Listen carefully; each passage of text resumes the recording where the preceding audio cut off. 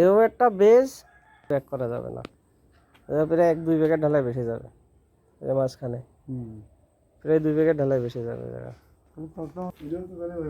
হুম, না কাজ ভাই খুব সুন্দর কাজ আছে, কিন্তু এই যে ওই গুঁড়াগুলো বাঁধিয়ে দিতে বলবেন বুঝেছেন, আমি আসার আগে। কোনগুলো?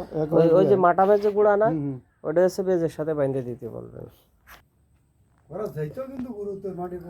ওই যে রড কিন্তু লেগে রয়েছে কাঠের সাথে বুঝেছেন, কাঠ তো পচনশীল তো, আবার কাভারিংও নেই এই পাশে, ঠিক এই যে 3 ইঞ্চি কাভারিং থাকার কথা, কাভারিং নেই। ও যে ঢালাইতে বেঁধে যাবেন উপরে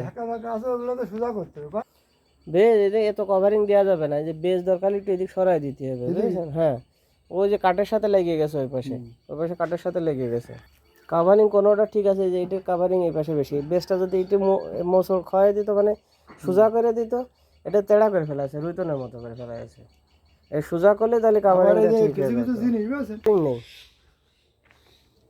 এটা মোটামুটি ঠিক আছে।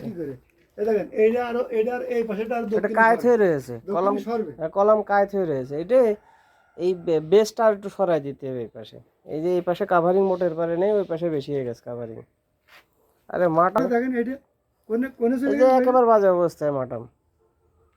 ওই একটা ওই দেখেন এতো মানে 14 মিলি রডের মাটাম দিতে যে যদি এরকম করে দেখেন, এই যে এটার কাভারিং বেশি হয়ে গেছে ভাই, এটার কাভারিং বেশি হয়ে গেছে, এটাও বেজে মোচড় আছে।